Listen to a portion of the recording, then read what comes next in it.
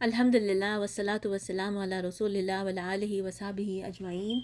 औज़ु बिल्लाहि मिनश शैतानिर रजीम। बिस्मिल्लाहिर रहमानिर रहीम। आज हम तफसीर देखेंगे सूरह बकरा की आयत नंबर 14 और 15 की। इससे पहले हम बाकी आयतों की कर चुके हैं। आयत 14 और 15 में अल्लाह ताला फरमाते हैं, और जब ईमान वालों से मिलते हैं तो कहते हैं हम भी ईमानदार हैं, और जब अपने बड़ों के पास जाते हैं तो कहते हैं हम तो तुम्हारे साथ हैं, हम तो इनसे सिर्फ मजाक करते हैं। अल्लाह ताला भी इनसे मजाक करता है और इन्हें इनकी सरकशी और बहकावे में और बढ़ा देता है। यहाँ पे भी मुनाफिकीन का ही जिक्र हो रहा है।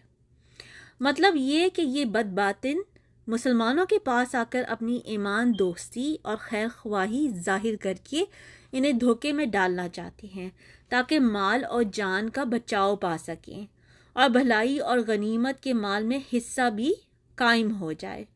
और जब अपने हम मुशरिकों में जाते हैं, हम मुशरिक कह लें या ऐसे लोग जो दूसरी पार्टी के हैं, उन दूसरे काफिरों को जिनको ये असल में सपोर्ट कर रहे होते हैं, उनमें जाते हैं तो उनसे कहते हैं कि हम तो तुम्हारे साथ हैं।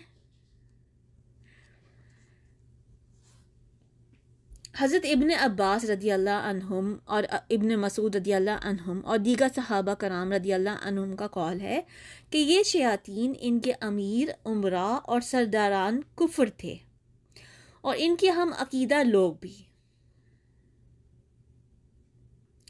शयातीन यहूद भी इन्हें पैगम्बरी के झुटलाने और कुरान की तकज़ीब करने का मशवरा दिया करते थे। मुजाहिद रहीमुल्लाह कहते हैं, शयातीन से मुराद इनके वो साथी हैं जो या तो मुशरिक थे या मुनाफिक। क़तादा रहीमुल्लाह फरमाते हैं, इससे मुराद वो लोग हैं जो बुराइयों में और शिर्क में इनके सरदार थे। इमाम इब्न जरीर रहीमुल्लाह फरमाते हैं, हर बहकाने और सरकशी करने वाले को शैतान कहते हैं, जिनों में से हो या इंसानों में से हो। कुरान में शयातीन अल इंस वल जिन ये अल्फाज आई हैं। हदीस शरीफ में है कि, और ये हदीस आपको अहमद नसाई वगैरह में मिल जाएगी, हदीस शरीफ में है कि हम जिनों और इंसानों के शैतानों से अल्लाह ताला की पनाह मांगते हैं।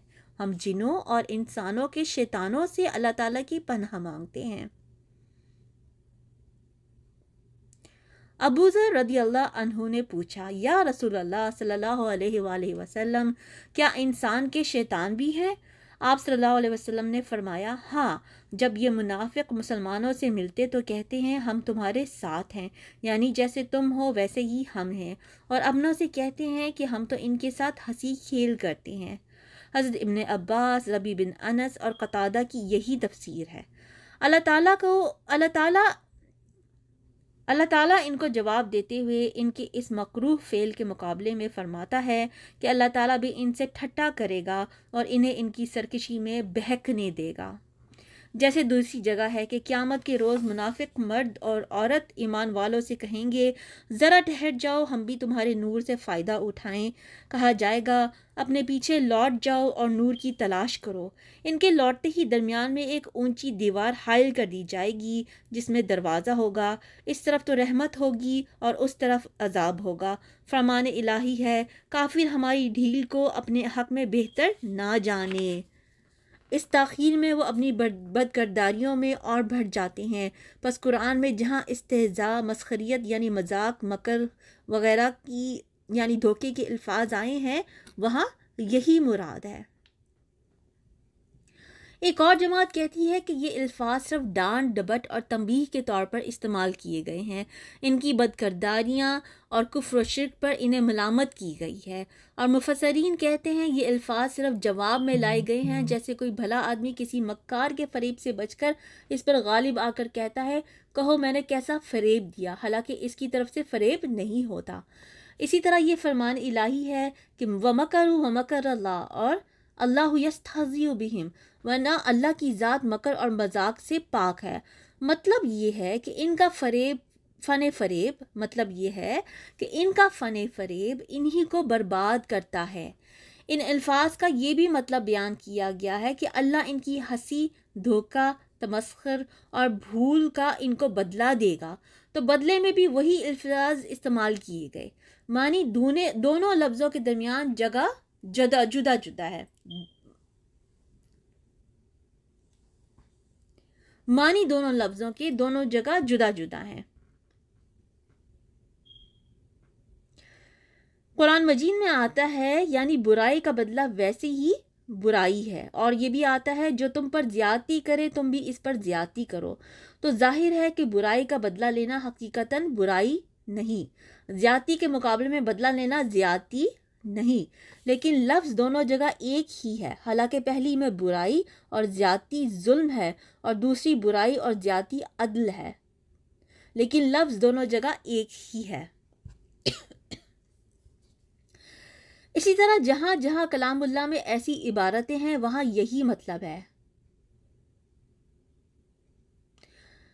دنیا میں یہ منافق اپنی اس ناپاک پالیسی سے مسلمانوں کے ساتھ مذاق کرتے تھے۔ اللہ نے بھی ان کے ساتھ یہی کیا کہ دنیا میں انہیں امن و امان مل گیا، اب یہ مست ہو گئے، حالانکہ یہ عارضی امن ہے۔ قیامت والے دن انہیں کوئی امن نہیں ملے گا۔ گو یہاں ان کے مال اور جانیں بچ گئیں، لیکن اللہ کے ہاں یہ دردناک عذاب کا شکار بنیں گے۔ امام ابن جریر رحمہ اللہ نے اسی قول کو ترجیح دی ہے اور اس کی بہت تائید کی ہے، اس لیے کہ مکر، دھوکہ اور مذاق جو بلا وجہ ہو، اس سے تو اللہ کی ذات پاک ہے۔ ہاں، انتقام، مقابلے اور بدلے کے طور پہ یہ الفاظ اللہ کی نسبت کہنے میں کوئی حرج نہیں۔ حضرت عبداللہ بن عباس بھی یہی فرماتے ہیں کہ یہ ان کا بدلہ اور سزا ہے۔ یمدہم کا مطلب ڈھیل دینا اور بڑھانا بیان کیا گیا ہے، جیسے فرمایا اَیَحْسَبُونَ أَنَّمَا نُمِدُّهُم بِهِ، یعنی کیا یہ یوں سمجھ بیٹھے ہیں کہ ان کے مال اور اولاد کی کثرت ان کے لیے باعث خیر ہے؟ نہیں، انہیں صحیح شعور ہی نہیں ہے۔ اور فرمایا سَنَسْتَدْرِجُهُم مِّنْ حَيْثُ لَا يَعْلَمُونَ، اس طرح ہم انہیں آہستہ آہستہ پکڑیں گے کہ انہیں پتہ بھی نہ چلے۔ غرض کہ ادھر یہ گناہ کرتے ہیں، ادھر دنیاوی نعمتیں زیادہ ہوتی ہیں جن پر یہ پھولے نہیں سماتے، حالانکہ وہ حقیقت میں عذاب ہی کی ایک صورت ہوتی ہے۔ قرآن پاک نے ایک اور جگہ فرمایا یعنی جب لوگوں نے نصیحت بھلا دی، ہم نے ان پر تمام چیزوں کے دروازے کھول دیے، یہاں تک کہ وہ اپنی چیزوں پر اترانے لگے تو ہم نے انہیں اچانک پکڑ لیا، اب گھبرا گئے۔ ظالموں کی بربادی ہوئی اور کہہ دیا گیا کہ تعریف رب العالمین کے لیے ہی ہے۔ ابن جریر فرماتے ہیں کہ انہیں ڈھیل دینے اور انہیں اپنی سرکشی اور بغاوت میں بڑھانے کے لیے ان کو مہلت دی جاتی ہے، جیسے اور جگہ فرمایا وَنُقَلِّبُ أَفْئِدَتَهُمْ، طغیان کہتے ہیں کسی چیز میں گھس جانے کو، جیسے فرمایا لَمَّا طَغَى الْمَاءُ۔ ابن عباس رضی اللہ فرماتے ہیں وہ اپنے کفر میں گرے جاتے ہیں۔ کہتے ہیں گمراہی کو تو اس کا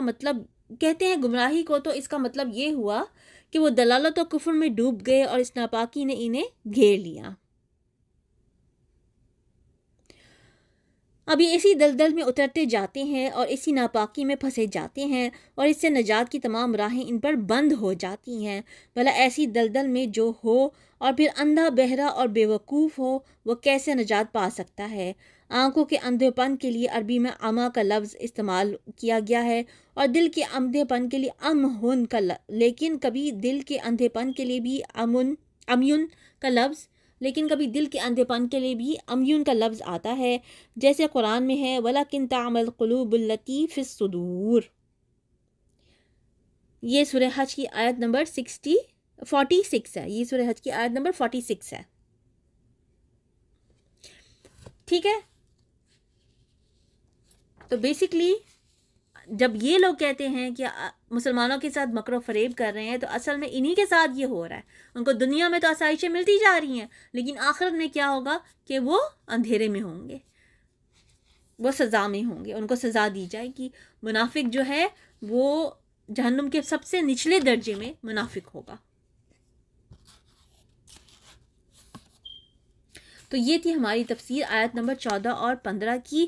مجھے امید ہے کہ ہم قرآن کی تفسیر کو سننے کے ساتھ ساتھ اپنے اعمال کو بھی بدلیں گے، اور اگر ہمارے اندر کوئی ایسی خدا نخواستہ کوئی بھی ایسی خصوصیت ہے جو ہمیں منافق سے ملاتی ہے تو ہم اس کو دور کرنے کی پوری کوشش کریں گے۔